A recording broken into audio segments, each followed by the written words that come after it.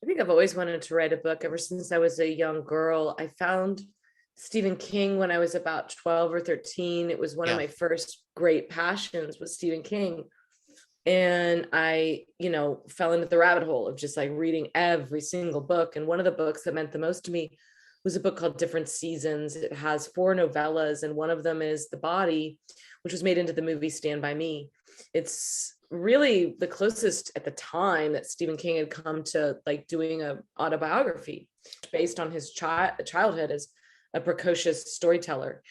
And I really identified with the male protagonist, whose name is Gordy, and he's a writer. And I just knew, I remember the first lines of it, I used to carry them around in my purse, and it said, the most important things are the hardest things to say. They're the things you get ashamed of because words diminish them. And the first time I read that, I had what I now know is like the shock of recognition, one of the Yeah. great gifts of literature, which is that you understand that somebody else sees something that you thought was unique to you.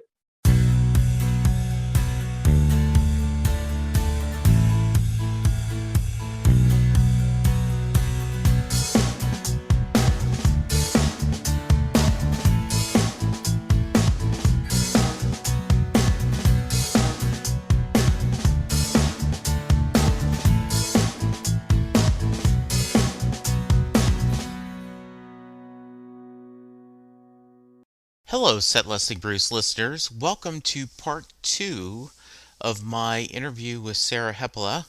In this episode, we are going to talk about her music background, her love of Xanadu, and a few other topics. So, without any further delay, here is my discussion with Sarah. So, Sarah, I Hi. always like to start at the beginning. As we're 30 minutes into this, you grew up in Dallas. What kind of music did your family listen to? Oh my God. Well, like I told you, my mom was this classical music fanatic. So my childhood was like wall to wall Mozart and Bach, Okay. because she had on WRR 101.1 constantly. And she was so deprived of music in her childhood that she wanted to give it to her children who did not, we were not takers. We did Yeah. not want it. And so I always say that like I built a counter assault in my bedroom with my jam box. Yes. And so my radio was, and our house was small. So when you had that classical music playing, like it would drift into your bedroom if you didn't push back. Right. So I usually had 92.5, and which was at that, not the edge yet. It was 92.5 was what it was called. And then 97.1, the Eagle. And then it went back to 92.5, the Edge. Yeah. Basically, these were top 40 radio stations that were on in my room all the time. Before I hit on top 40 radio, though, I was a musical lover. So I think my first vinyl record was the soundtrack to Grease. I'm pretty sure. It was a double album. It opened, it had all of Rydell High and pictures.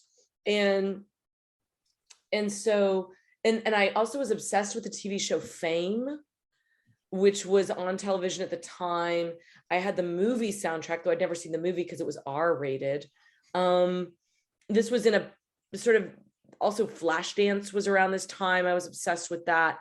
So all these albums are sort of created. They're all, but the album that I just loved above all others, and is still to this day, I believe it to be the best soundtrack of all time, is Xanadu. So I pulling back the curtain, when I reached out to Sarah and she said, sure, let's talk about it. And like, what's your podcast about? Well, it's about music. And I said, and it started out as a Bruce Springsteen fandom, but I branched out and I still do tons of Springsteen fans, but I'm looking at others. So, whatever your favorite musician is, we'll love to talk about it. And you talked about you've Born to Run has been playing in your head, and you probably want to talk about that, but you said, but I want to talk about ELO and the Xanadu soundtrack. And I said, oh my God, I love it. And so I even quoted you little lyrics of today to make you smile. I am a Yeah. huge ELO fan. I love that. And I love the soundtrack. And I really think, I mean, first of all, I just think Jeff Lynne is a genius. I think that the musical soundscape of ELO is just extraordinary. It has some kind of psychic calming effect on me. So particularly, so the Xanadu soundtrack itself is, there were sides to albums back in the day. So the Yes. first side is Olivia Newton-John, who was one of the biggest stars of the era. And she did the songs along with, I believe her songwriter is John Farrar, but I can't remember exactly. And Gene Kelly is on one of them. They're fun. They're beautiful. The song Magic is sort of mystical and wonderful and a perfect roller skating song of all time. Yeah. But where I believe the soundtrack really begins is with side two, the B-side, and it opens with an extraordinary song by ELO called I'm Alive, which I want played at my funeral, and now I finally have that on record in a podcast. Yes. And it's just this like unbelievable velocity of sound and melody, and it just keeps changing. Like it changes keys, and it changes, and it just keeps getting like upping the stakes. And then the next song is called The Fall, which starts very slowly, kind of low. It's sort of a low throb. You don't think it's going to be much of anything. And then it also really explodes into this just like, I always think of people like rollers. It is Xanadu, if you don't know, is one of the few roller skating movies. The Olivia Newton-John plays a muse that has come down to earth to inspire an album artist to create a place called Xanadu where everybody can roller skate, but they're roller skating through much of the movie because this is peak roller skating. And so the songs just have that incredible, sumptuous glide to them. And I have listened to these songs driving, dancing, smoking, sitting around, walking, flying. I was just everything. I listened to them just on repeat, and I love them so deeply. The third song in that opening trilogy, or triptych, I should say, is Don't Walk Away, which is just like a melody blast and just beautiful, kind of a ballad, but also kind of it's kind of a rocker at some point. And those three songs alone, that it's already the best soundtrack of all time for me, just for those three songs. And then there's some other stuff on the other side that I could skip, but there's a great song called All Over the World, which is just a great party jam, just like an all-time great. That's the one that you quoted to me today. Yeah. And then of course the classic song, probably the best known of all the songs on the soundtrack, which is the song Xanadu, sung by Olivia Newton-John, which I took the title for my next book from Xanadu, from a line that would not leave my head. Because when I was working on the second draft of this book, I actually listened to Xanadu only for about 2 weeks. And I texted a friend of mine, what is the world record for listening to one song? And he was like, I don't know, but I think you're on your way. I mean, it was literally all day. Yes. From 5 a.m. until 8 p.m. It would just play on my speakers. That's the only thing. But it wasn't the Olivia Newton-John song version. It was the Jeff Lynne version, the ELO version, which has a little bit different of a pace. Anyway, the line is, a place where nobody dared to go, the love that we came to know, we call it Xanadu. And I named my book The Love We Came to Know.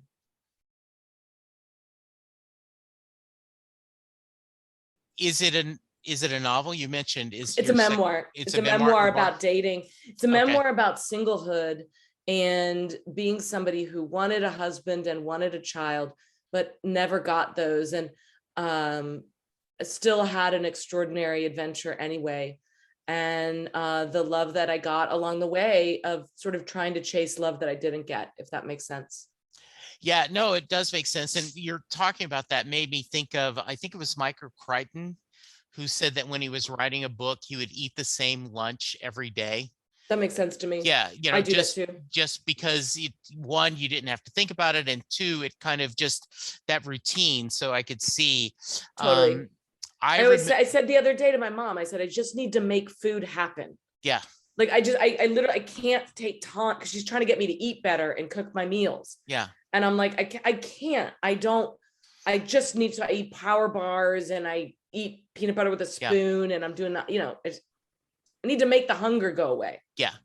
And I remember what the closest came to that is I was at my job a few jobs ago, and I had to write like 15 performance appraisals, and being the usual guy I am, they're due in like 2 days. And so I'm like, okay, now I guess I'll start writing on them. And so, I'm in my office and I've got the door shut and I'm working late. I put in a John Hyatt CD. And to this day, Stolen Moments, if they ask me, what's your favorite John Hyatt? I go, well, Bring the Family changed his career, but Stolen Moments. And I just had that CD on repeat, just repeat over and over again as I'm writing performance appraisals. That's so fascinating. I don't know that song. Okay. Yeah. So John Hyatt, yeah, he's a fascinating musician. Are You Ready for This Thing Called Love by Bonnie Raitt? Sure, I He know had that written song. that, and yeah, so he's done a lot of writing for that. But that over and over again, that repetition. And my wife is really good at, she will put one song and in the car and just 20, 30 times in a row. She'll just play that same song over and over and over again. And she said To Send You Love, she can remember because it was after Grease, and you pick, there's Olivia, and she bought the Xanadu album and she played it and just loved that soundtrack. So she said, send Sarah love, I'm right there with you. Well, I appreciate that. And I do think that Xanadu is like, it was a really like train wreck of a film. Yeah. It was a big box office disaster coming off Right. the heels of Grease, which had been a smash. But I do believe that the album is truly a masterpiece. I think it's hugely underrated. And Yeah. when I talk about it, I tend to get blank stares from men, and I tend to get really enthusiastic nods from women. Yeah. My age, a lot of girls are like, oh my God, Xanadu, holy crap. And, I have to say, I am not one to cry sexism in the media very often, but I will say the total like lack of rock critic props for that album Yeah. is a blind spot, if not outright sexism, because it's seen as a girl thing.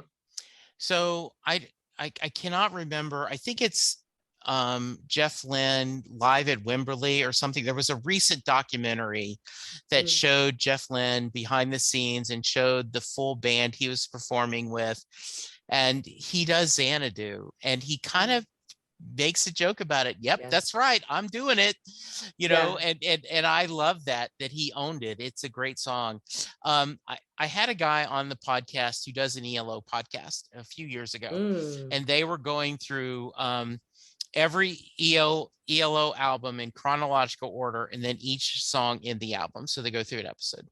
And so I was telling him that I remember whenever a New World record came out, so it must have been 76, 77, I got it from Columbia House, right? Because I was in Columbia House Records. Oh, hell yeah. I was in several Columbia houses because I used to scam them out of money by changing my name. I saw that in your book and I smiled so much. So anyway, I got New World Record, and I was telling him that, Telephone Line and Rockaria, one of my favorite songs. And he says, do you know it's Rock Aria is the correct pronunciation? And I went, know that. What? He says, yeah. He says, we were corrected. I said, no, it's Rockaria. He goes, nope, it's Rock Aria. That makes sense. Because I went, this light bulb, like, yeah, she's an opera singer. Of course it Of is. course. Like, how could I have not seen that? Oh, that's awesome. One of the things, and we're going to switch now to your book, is Blackout, Remembering the Things I Drank to Forget. I told you before we hit record, a very, I don't want to be a cliche, but a very soul bearing, like this is the picture of no touch ups, no, I'm not, often I have a good friend who says he lost a friend unexpectedly, and he posted this email, said, on social media, and said, look, I'm missing my friend Dwayne today, and I cannot find a picture of him and I together. So I'm telling you, when you're with your friends, take a picture. Don't worry about if your clothes didn't fit. Don't worry if you're too fat. Don't worry about if your hair is messed up. Don't worry. Just take the picture, because later you're going to care. And your is a candid photo of your life, either before sobriety and after sobriety. But you talk a lot about music in that. You talk a lot about the music you were listening to, the car trips you were taking. So I'm going to kick back. Why did you decide you wanted to write the book? I think I've always wanted to write a book ever since I was a young girl. I found Stephen King when I was about 12 or 13. It was one of my first great passions, was Stephen King. And I, fell into the rabbit hole of just like reading every single book. And one of the books that meant the most to me was a book called Different Seasons. It has 4 novellas, and one of them is The Body, which was made into the movie Stand By Me. It's really the closest at the time that Stephen King had come to like doing an autobiography. It's very much based on his childhood as a precocious storyteller. And I really identified with the male protagonist, whose name is Gordy, and he's a writer. And I just knew, I remember the first lines of it, I used to carry them around in my purse, and it said, the most important things are the hardest things to say. They're the things you get ashamed of because words diminish them. And the first time I read that, I had what I now know is like the shock of recognition, one of the great gifts of literature, which is that you understand that somebody else sees something that you thought was unique to you. I was extremely shy at the time. It was very hard for me to talk about things, but the idea that they were especially hard when they were even more important, I had never put it together before. It's a simple idea. It was profound to me then, continues to be. And, I just loved Stephen King. I knew I was going to be a writer. I was good at it. I probably had been telling myself stories as a kind of lonely kid for a long time. And so, plus I'm Irish. They tend to be full of blarney. And, I am status seeking, and you swim where the water is warm. So a lot of people are telling you that you're good at writing, you're going to keep doing it. Now, I went through a period of time where I wanted to be an actress, but that water wasn't so warm. I wasn't quite as rewarded for that. So anyway, I wound up being a writer. I always wanted to write a book. From the time I was, I thought it was a tragedy when I turned 30 and I hadn't written a book. So, as I'm going into my 30s and I still haven't written a book, I'm your friend at the bar that's always talking about writing a book. I'm always going to write a book. And I never wrote more than like 2 pages of any book. Never. Not since I was probably 13 years old. And so, because the drinking had really replaced creation. In other words, there was no sitting down and writing when I was away from work. There was sitting down and blabbing and talking and having that flow state. I mean, I think one of the things I'm attracted to is this flow state, whether it's conversation, music, you can find it really easily. Drinking, you can find it. Sex, you can find it. You can find it all sorts of different places, and I'm always seeking it. And drinking just happened to be like a really strong go-to for me for a long time. And so I wasn't writing. And so then when my life started to just get smaller and smaller and smaller, so that by the time I'm 35, I can see very clearly that I have to quit. I did not want to. I loved drinking. I loved the drinking life. I still go to the bar to hang out with my friends. I think everyone gets kind of stupid after 5 or 6 drinks, and I tend to go home, but I still love that kinship and the, I don't know, this idea that you all belong. I think is very powerful. Because I still really love it in those places. So I always wanted to write a book, but I thought that my writing career would be over when I quit drinking. So that was one of the big ironies to me, was that I wrote a book. And why I wrote a book to prove that I could do something in sobriety that I didn't do in my drinking life. I did it to make money and get out of a job at Salon, which was becoming increasingly hard in the wake of the 2008 recessions. There was really a crush on, and I was working all day and quite unhappy, as was most of the staff at the time. And, you know, I wanted to help someone else. I'm sure that was in there. I remember reading all these. There was a while in sobriety where all I could do was read. I didn't want to be around people. It had really reawakened a very shy, introverted part of me, more girlish. And so I would stay home and I would read these books like Portrait of the Artist as a Young Addict. I think that's the Bill Clegg one, I think. David Carr, Russell Brand, I was reading all the addiction books that were out there at the time. And I remember thinking that there wasn't one that I felt like reflected my life. Now, Carolyn Knapp had written a book in 1997 called Drinking: A Love Story that's, I still think, the most exceptional one in this whole genre. But culture had changed since 1997.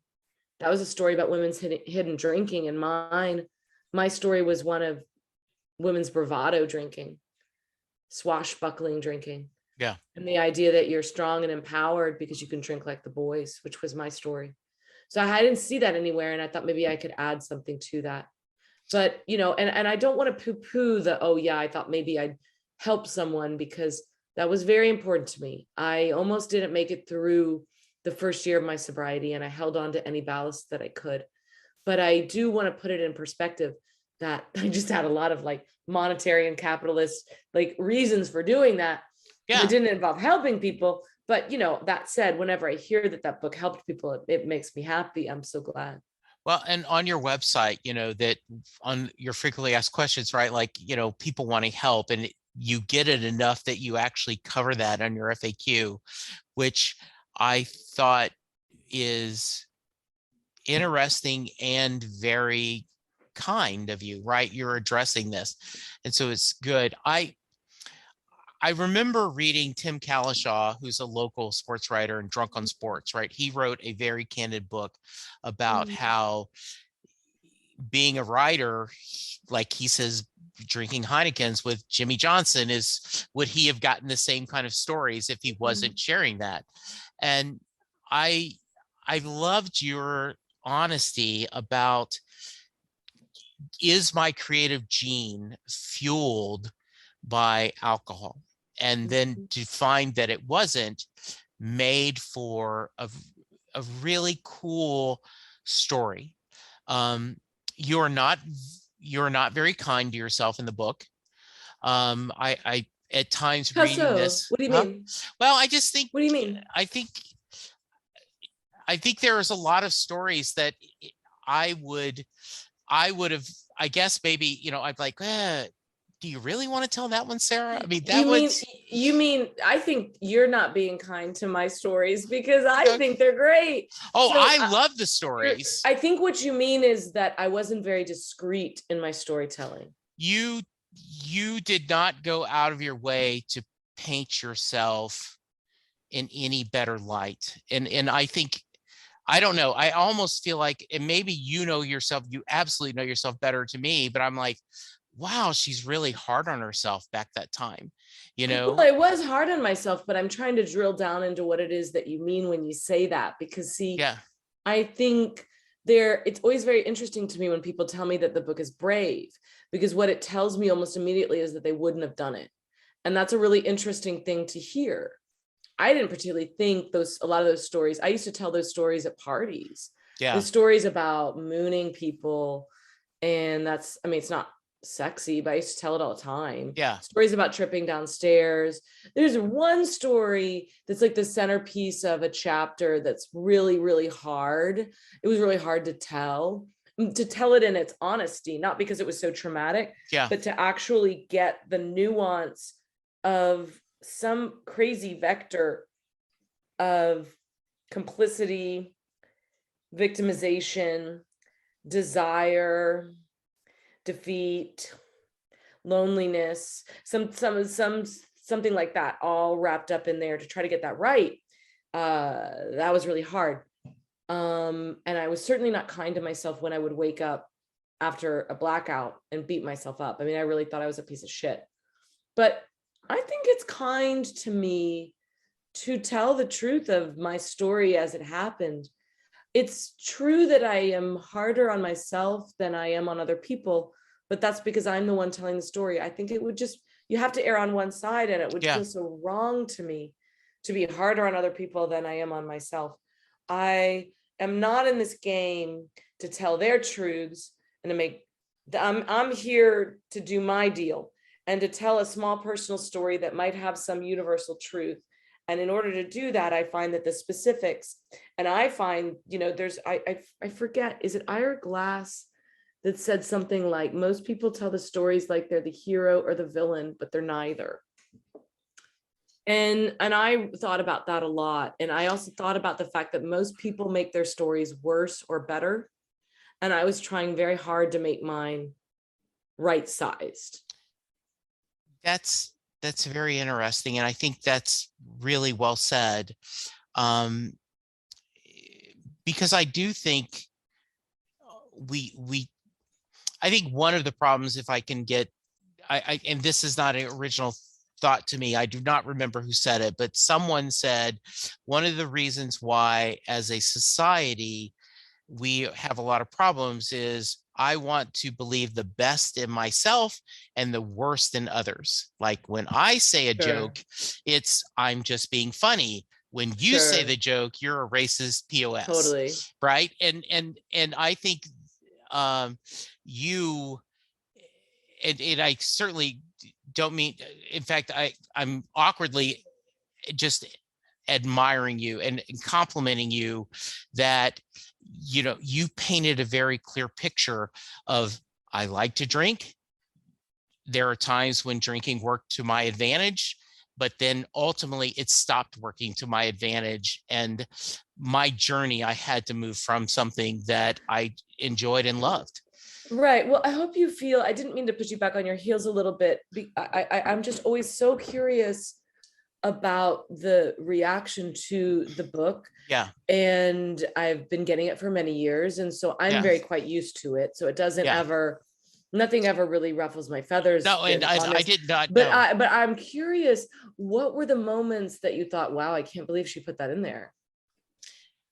I think, I guess what I really loved, and I tweeted the line about, do you think someone, and I'm going to do this wrong, but do you think someone roofied you last night? Do you think someone drugged you? And yes, someone,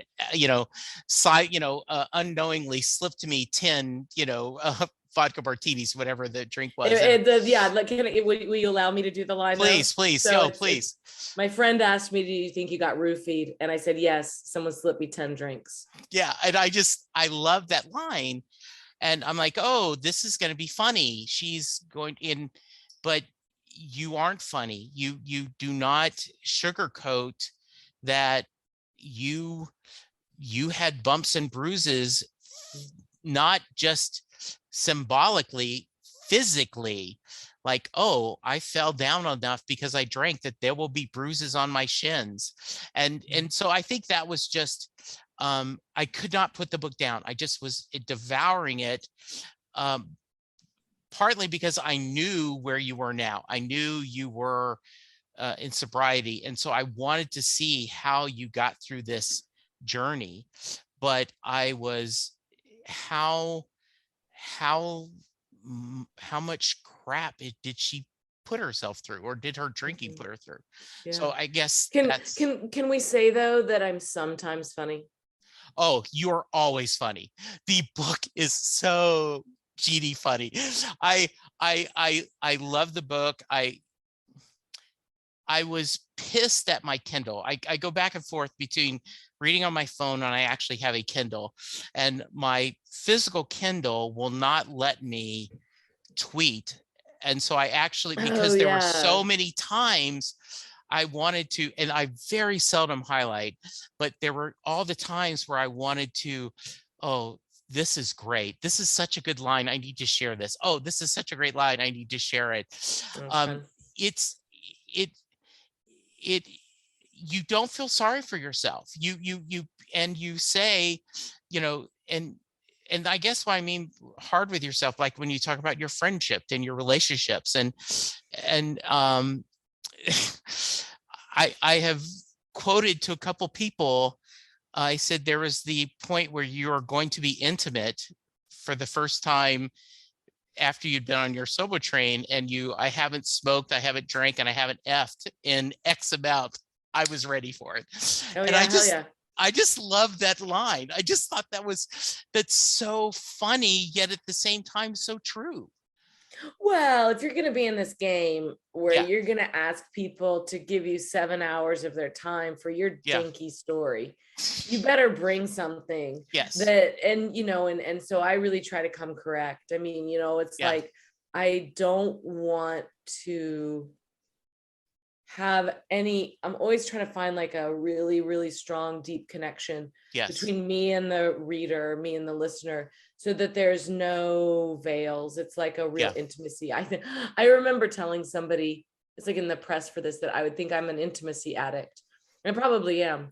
That's what I want with sound, and that's what I want with books, and that's what mhm, I want with relationships, and that's what I want. It's just like this, I want this like full immersion. And so I always wanted my story to be that. And so I just, at the same time, there's stories that book doesn't tell. So it's always interesting to me when a very common thing people say is like, you just put it all out there. And I'm like, well, I didn't tell you about the homicide detective that broke my heart about, in somewhere around chapter, 7, that I thought I was going to marry. Like there are stories that got cut out because to tell them would take too much time and steal too much focus. yeah, That's why we have the second book, so I can tell stories like that. yeah. But yeah, I'm proud of that book. It was very, very hard. Before this podcast, it was probably the hardest thing I'd done, other than quitting drinking, which was super hard. But So but it wasn't. I just want to say one thing is like I yeah, never thought it was brave to do that book, because it was brave to quit drinking. It was brave to quit drinking because I was scared out of my mind. I thought I was going to lose my friends. I really continue to get disdain from colleagues and other drinkers. It's not cool, even though it's gotten less. Oh my God, my cat is like running in circles right next to me. It's hilarious. Even though it's gotten like more accepted to be sober curious. And as I get older, more and my friends just join me by virtue of, not because they're alcoholics, because they're just middle-aged. yeah, I continue to get people that just think it's, I'm uncool because I don't drink. It's still a problem dating when guys are sort of like, nah, I'm not that interested. It's a drag. It's always a drag. It really sucks to do something that you feel like is good for your life and it diminishes your value. That's a crazy thing to me. But that happens. So all of that is brave. Putting out the book, writing about my life is just what I did. It's yeah. just what I was already doing. I had wanted to write a book forever. I finally did it. I mean, it was just, it was just calculating and opportunistic. I'm glad I did it and I love it and I worked really hard at it. But that's also just like, that's the job I chose. Sarah, you telling that made me think of it. I do not know. Yes, I know a little bit. I was raised in a very strict Baptist household Ooh, that if you know, there was a drink led you to the gutter yeah, it and did. you were a bum, right? Yep. No, do not cross go, do not collected $200. Dang. That was it, So, right? so when did you have your first drink? So I didn't drink at all. And then in Yeah, high school, that became part of my persona, is I sure. was the guy who didn't drink. Of course. So I graduated high school in 77. I honestly had said I never tried pot. I didn't Yeah. drink anything at all. In fact, the first time we went to a bar, we had our fake ID. Yeah. I was nervous about ordering a Coke because I didn't think you could order a Coke at a bar, that they No, would laugh at you. of Hey, course. fat boy, why are you here? Oh, You know? And so, well, no wonder music became so important to you yeah, because you didn't have drinking. right. So 1980, um, I'm, a friend of mine sets me up with a friend of his girlfriend at the time, um, Linda. And so Linda and I have a blind date, and I'm talking about it. And I've been a non-drinker. So the first thing I don't drink. I don't drink that much. That's immediately the next question, the statement I got when I was, younger. Yeah. And then Linda, but by the way, we are married and we've been together forever. So Wow. she would I always drink beer from a glass. And her friend Camille's like, what you talking about? I've seen you drink beer straight from the bottle and can all the time, because they were uncomfortable that at 18, 19, I was this guy who didn't drink, and they made them uncomfortable. And so when you started telling that story, I was like, well, that's been my whole life. And in fact, when Lynn and I started dating, my best friends, Tony and Sandra, said, and she drinks. She's going to get Jesse to drink. Wow. Wow. And so to this day, I have never been a big drinker. I will have I'll have a few girly drinks, as they call them, wine coolers or something, during a Cowboy game. And so this past summer, I had a tumor in my stomach, and they thought it was cancer. So they went in there and they said, we're going to have to get this tumor out. That's going to mean we're going to have to do a gastric bypass surgery to you. And it's the same thing as if you were trying to, go through weight loss surgery, but we need to do it for you because this could be cancer in your stomach. And so they said, the problem is usually you have 6 to 9 months of re-education to teach you how not to be dependent on food. We've got to do yours in 6 months. Wow. So like, you have to limit caffeine. You can't drink as Diet Cokes. Yeah. I'm listening. I'm just going to go get something. I've got my thing. I'm listening. Okay. And so they're going through all these things. And one of the things is, and it's really going to be a problem with, no alcohol with this, thumb stomach. And I was like, no, trust me. Chocolate chip cookies, chocolate cake, chicken fried steak. Those are being my problems. Alcohol's never been. Food has always been. And when I'm reading your book, that's a lot where I connected, where you talked about food, drinking. I talked about food. In my mind, I connected, yes, because the same things you said. What do you go out to eat? You have friends over to eat. Let's meet for dinner. Let's meet, because you were talking about let's meet for drinks. Let's do the things. The same thing. What do you do if you're not going for food?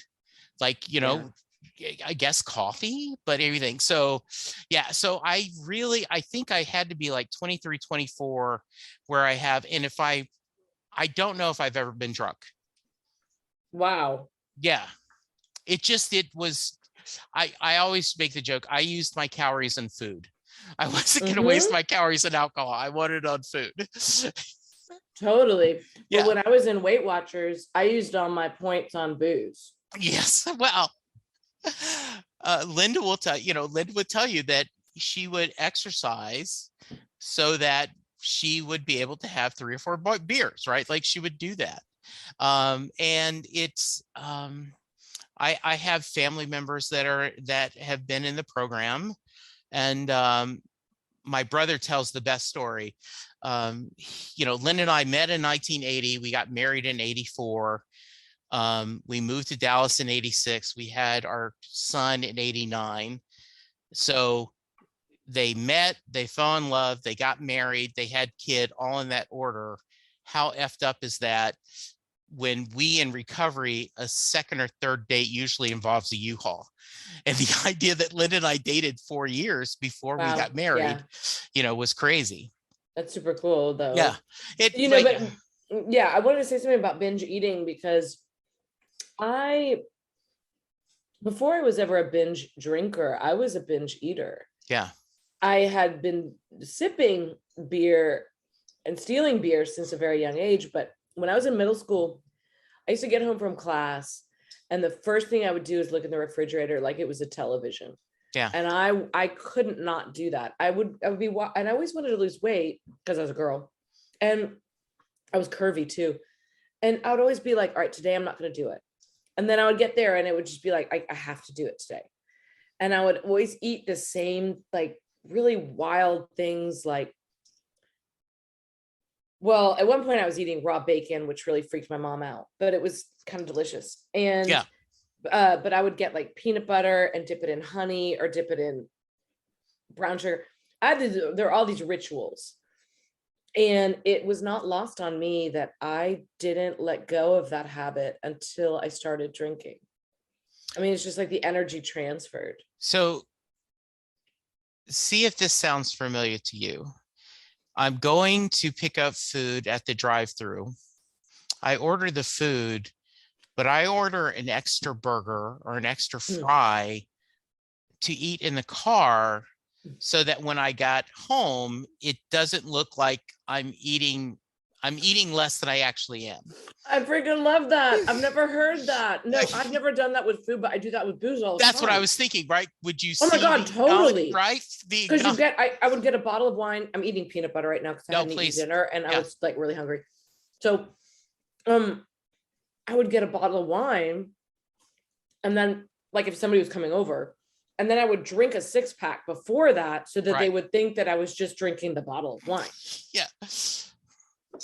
And but what I would do sometimes, you picked it all up at the same drive-thru. I was so full of shame that I would go one place for the wine and one place for the 6-pack, so they didn't know that I was doing this. I didn't want anybody to have the beat on me. It was so sad. There was a TV show called Homecoming years ago. It was set right after World War II.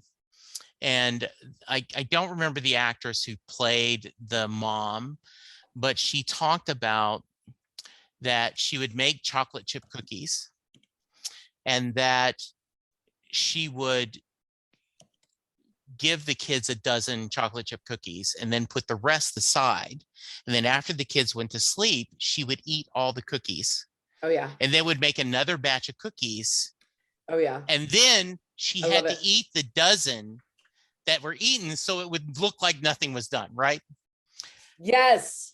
And that is me with my mom's beer too, by the way.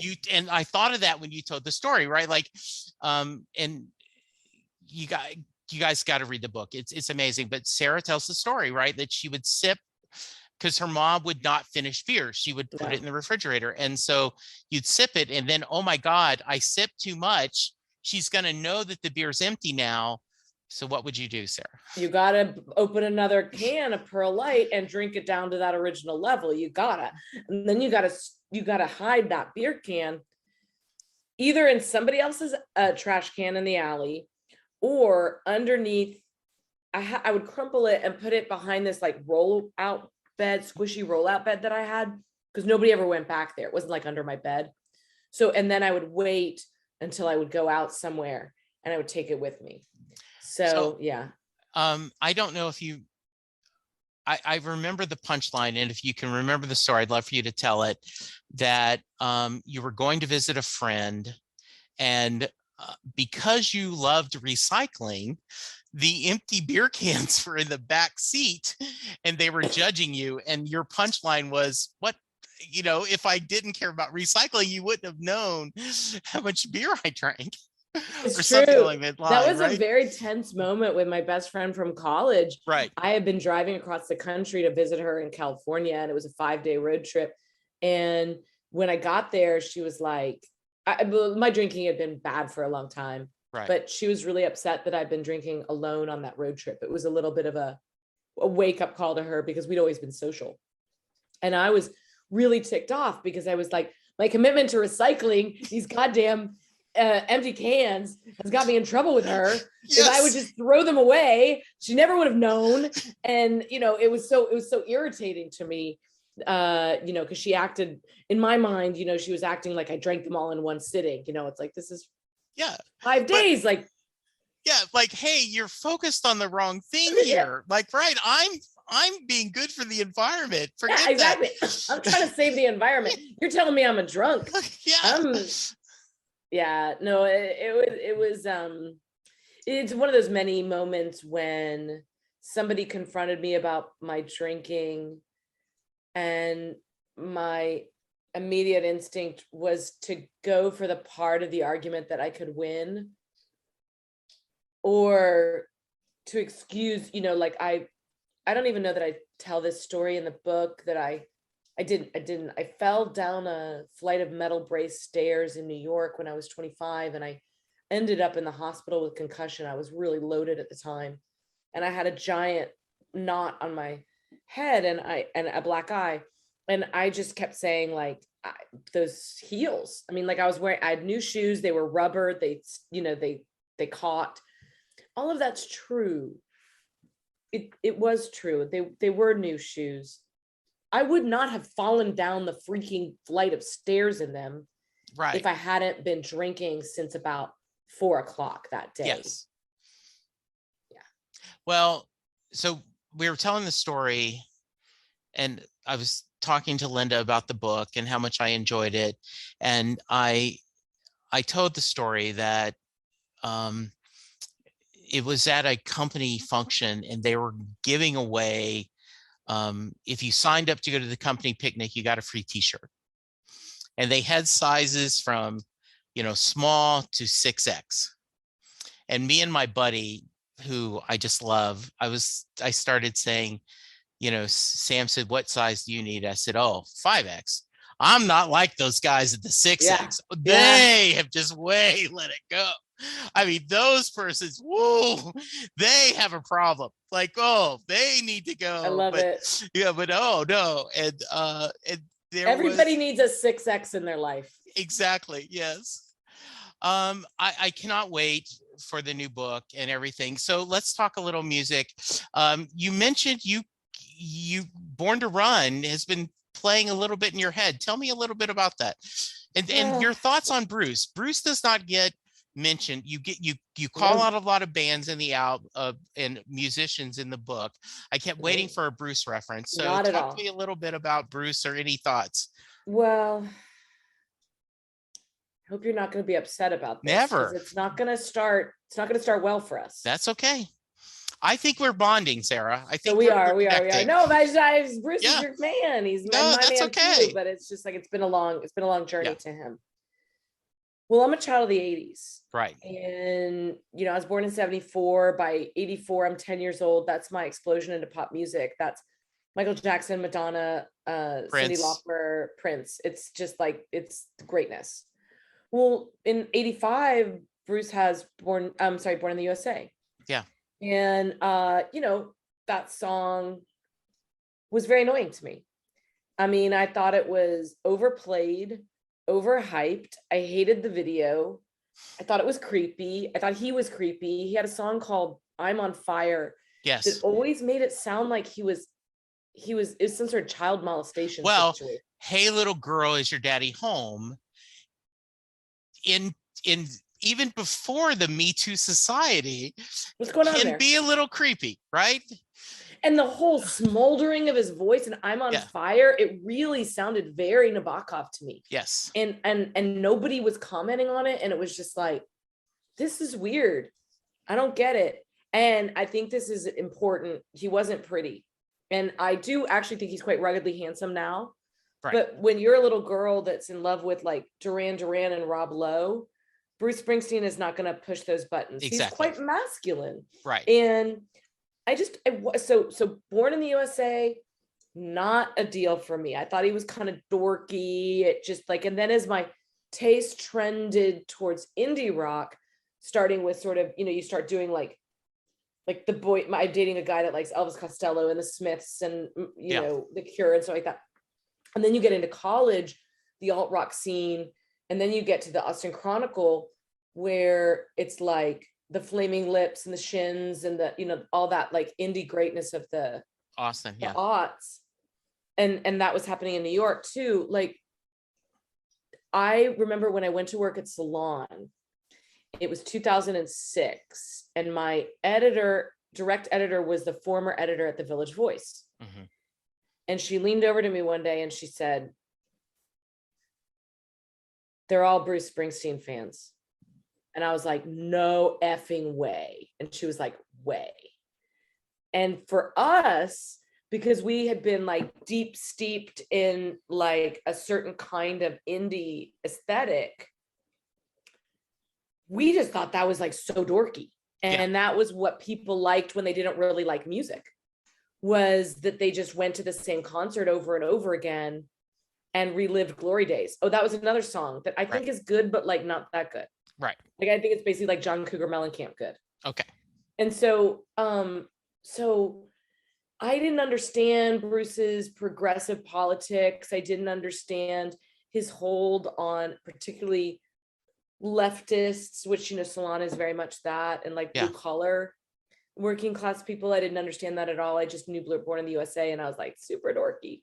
Right. So that was my boss, Joan Walsh, was like a huge Bruce fan. And I like, of course, never told her this.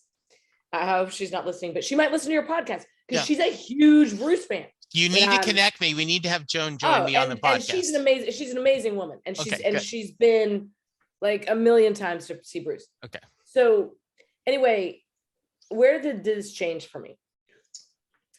I came back, I quit drinking, and I moved back to Dallas.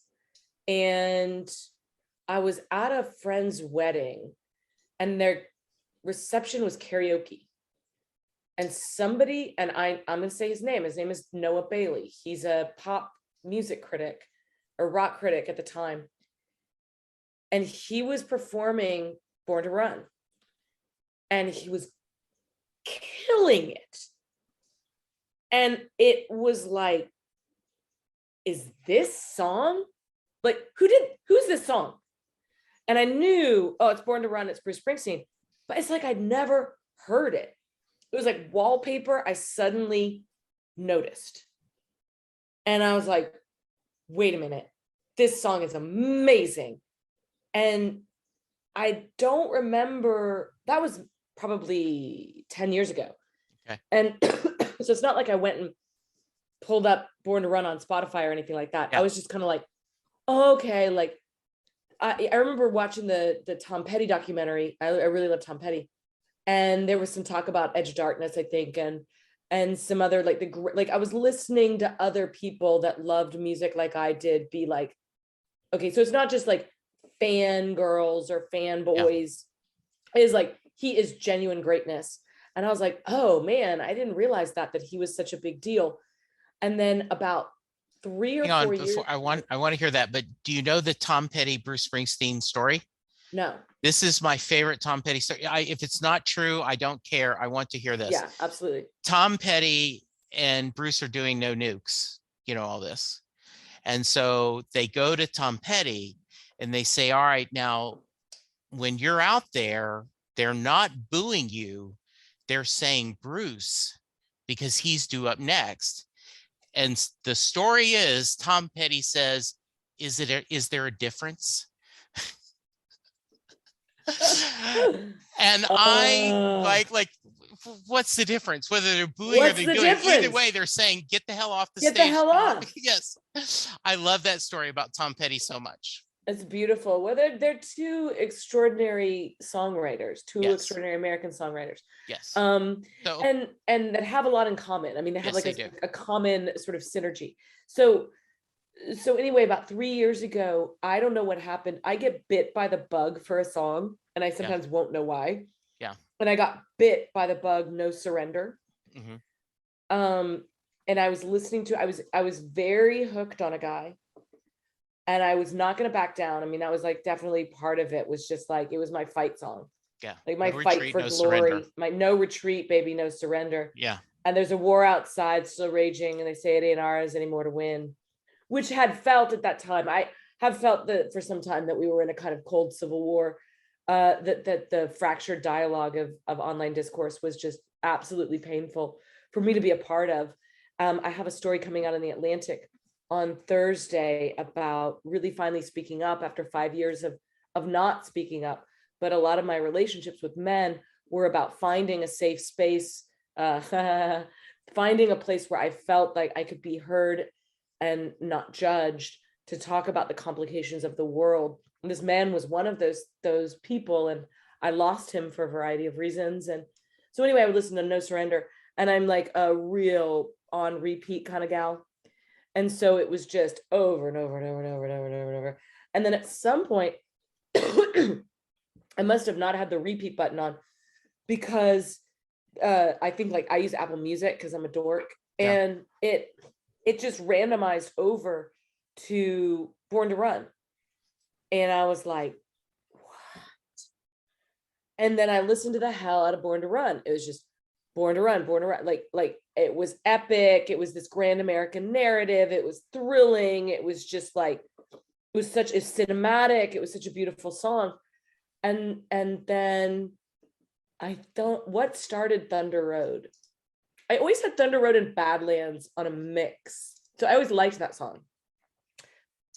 But I swear to you, I think it was like a month ago, maybe it was like 2 weeks ago, I started listening to that song, and I have listened to it many days. It's the only thing I listen to on repeat. And it's the only song I listen to all day long. And I've come to think that it is a perfect song, which I don't say about many songs. It is stunning poetry, truly stunning poetry. It's not a, I see Tom Waits has always been my guy, Sure. and Springsteen rivals him as a lyricist. Tom, I think, is overall better in my opinion, but Tom can get really overcooked, and he can push too hard with his imagery and his language, and he gets kind of circusy. But Bruce is just like in the zone, like with it pushes just enough, and it's, the strings on every moment are just so taut, and it soars, and then it, comes back like a feather rocking in a cradle. Like I can't love that song enough. I just listen to it over and over and over again. And I know also that one of the reasons that this is a sort of mental health to me, because there's certain songs that fundamentally soothe my nervous system, and that one does. See, No Surrender would get me all jacked up, and Born to Run gets me all jacked up. But Thunder Road is a really nice steady gallop, because it starts slow, it gets exciting, but it winds you back down. And that's a really nice way, like it's a nice mid-tempo for my day. Those are some of my thoughts on Thunder Road. Where is Thunder Road? That's my question for you. I don't know. But this is a perfect way, because I've kept you way too long. You have been so polite and so kind. But I end every episode with this story. Jay Armstrong is recently retired English teacher. He wrote a book, Bedtime Stories for the Living, talking about him facing a very rare illness. And but when he was an honors English teacher, his seniors would spend 2 days breaking apart Thunder Road. They would break through the lyrics. They would look at the imagery. They would talk about Bruce's themes. They would compare it to Robert Frost, The Road Not Taken. Oh, it's better. It's Yeah. So much better. But at the end of the 2 days, he asks his class, does Mary get in the car at the end of Thunder Road? Sarah, I know the answer to this. Please give me. She doesn't. And it's sad, because that is the life that could have been. And it would be extraordinary. And I think it's sad for her too. She just can't leave. And Bruce is Bruce. Bruce is gonna Bruce. He's gonna break out of this damn town. And sadly, Mary is of that town. She can't go, but she'll always have Thunder Road, whatever that is, you know, whatever that sort of imaginary place where they can meet in the liminal space and take that crazy road trip that never was. And that's why the song is greatness, because it's a world that couldn't be. We know this person singing it has to go on and fulfill his destiny as the man who is Bruce Springsteen. So yeah, so that's what I know about Thunder Road. Where do I fall in the what do most people say? So you gave a great answer, which I am not shocked. 60-40, 60% say yes. She Yeah, gets because in they're the car. hopeful. They're so optimistic. 40% say no. Yeah. I'll give you a couple of interesting answers I've got. One of them said that yes, she gets in the car, but when racing in the street, when she talks about my baby sits on her daddy's porch, that's the same porch that she danced the parts. So they're not necessarily happy. Others have said Western Stars is an album that Bruce did a few years ago. And there was a song called Moonlight Motel, which the hero talks, he's at this hotel parking lot that's now kind of closed up. And he talks about drinking a shot of Jack and pouring one on the ground in honor of his now deceased wife. And someone said that Mary got in the car and went all the way and they lived a life together. Now he's mourning her. My favorite answer is it depends. If Bruce and the band are playing it and the end of the song is this triumphant, you know, Clarence playing the saxophone, hell yeah, she gets in the car, they drive off together. If it's Bruce solo and he's playing the kind of melancholy end, nope, she doesn't get in the car and he drives off. Jay, who asked the question, believes that she does not because she is afraid. Yeah, she's that you know, and he says the song is about choices. The song is choosing. She's too afraid to choose. And he made the argument he didn't think he'd like the song as much if she did get in the car. He believes that's what makes the song. And Brian Koppelman, who was nice enough to be on the show a few months ago, co-creator of Billions, he said, we don't know the answer, and that's what makes the song great, is it left us. And you know, I always bring up when I was in high school, I hated the short story, The Princess and the Tiger. Because I was like, I love that. I want the ending. I want the ending. As you know, a 15-year-old Jesse and, you know, English class. As an adult, I now understand the beauty of that. And so that's a great answer, Sarah. Great. All right. If someone wants to reach you, how can they? Well, they should go to ye old internet. And they can go to sarahhepola.com, or they could reach me on Instagram at the Sarah Hepola Experience. Excuse me. That's right. You could find me at the gas station where I'm gonna get cigarettes after this because I can't stop smoking. It's so bad. I'm gonna stop. America, I will stop. You can find me on Twitter at Sarah Hepola. It's just my name. And then I have a Facebook page too. I have an author Facebook page for Blackout, and I post like, you know, speaking appearances and things like that. And you can contact me through my website. You can, it'll send an email to me, and I don't always answer them, but I read them all. Very nice. Any final thoughts you want to share as I've taken almost 2 hours of your time? Well, why is Bruce the boss? Did anybody vote for him? So the story is that the name came from when the band was very early in the day, people would pay him and he would pay everyone else. So he got the nickname of being the boss because he's the one that paid the band. I see. Now, what I thought was very interesting, and he did a film of Western Stars he put out in 2019, and it's very Glenn Campbell Burt Bacharach, Jimmy Webb kind of songs. It's a collection of, I think of it as almost Elmore Leonard short stories. It's that kind of the songs are, and they did a film where he has this beautiful barn, and he had an orchestra, kind of this band, play the album in its entirety. It's a great film if you haven't seen it, but in there between songs they did little things, and he talked about, there was at one point in his life, if you loved me, this is him speaking, I would hurt you very quickly so that before you could hurt me. Mhm. And and he said, based on a lot of therapy and a lot of discussion, he's gotten better at that. And Mhm. so yeah. I love your story about Bruce. I now want to go grab the Xanadu soundtrack and play it, at work tomorrow when I'm working. You should. It's a hot groove. It It is is. beautiful. It is really life affirming. And one of the cool things about Bruce is that I'm just now discovering him. Yeah. I'm 47 years old, and I've only really dove into 3 songs out of his Yeah. entire discography. So I have, the next 3 decades to just like, There you go. what is the song that I didn't mention that you think is the most amazing? So what would be really interesting, and I would love if you're willing, he put out an album in the fall of 2020, and at that time I said, if we got a new president and a new Springsteen album, 2020 wouldn't be the shittiest year of all times, right? Luckily both happened.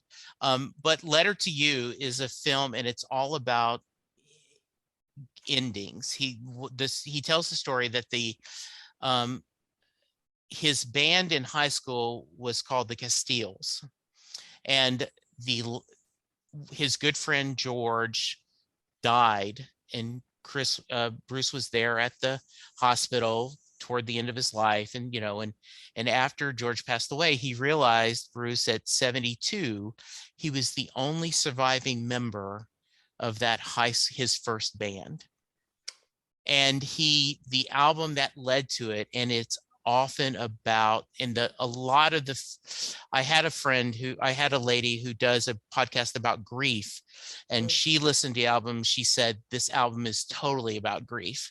Mhm. And so I will send you a link. Yeah, please. And I also uh I have done this in the past, Sarah, where I will have someone who is a casual friend, a casual Springsteen fan, and I'll send them 10 songs. And Yeah. then they'll listen to the songs, and then they come back on the podcast and go, "Oh, this was shit. Oh, this was good. This was good." Because, I don't need you to love everything. I think that's the beauty of music, right? It could be, and so everything. For sure. Yeah. The the last song of the album is "I'll See You in My Dreams," and the chorus is, "I'll see you in my dreams where all summers have come to an end. I'll see you in my dreams, we'll meet and live and love again. I'll see you in my dreams, yeah, up around the river bend, for death is not the end. I'll see you in my dreams." And so yeah, I'll send you a list of that. Yeah, And please. I'd love to do that. And hopefully when the new book comes out, I'd love to have you come on and promote it. Yeah, absolutely. I got to finish it. I mean, I got to Yeah, do another revision of it, and then first yeah, I have to ride this. Like, I got to fight for the cheerleaders yes, for absolutely. the next 6 months, Yeah, probably. But all these things will get done in time, and I'd love to be absolutely. back. Thank you. All right, listeners, thanks for sticking with me. I hope you've enjoyed the conversation as much as I have. Go get vaccinated, go get boosted. Let's all be kind to each other, because that's the only way we're going to get through this. Thank you, Absolutely. Sarah. Thank you, Thank you. listeners. We'll talk to you soon. This podcast would not be possible without my wonderful group of patrons. I want to send a special thanks to John Munson, Mary Thomas, Terry Smith, Dale Hosick, Andrew Goddard, Stephen Malio, Alex Samada, Anna Lynn, Chris Bloom, Holly Mack, and Captain America, aka Steve Rogers. Thank you guys for supporting the podcast. Your support means the world to me. and you are forever in my heart.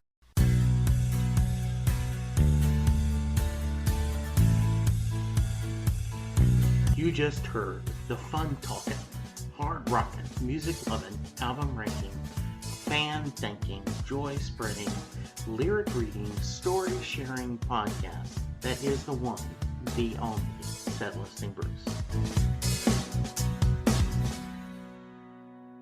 The theme for Set Listing Bruce was written by David Rosen, used by permission.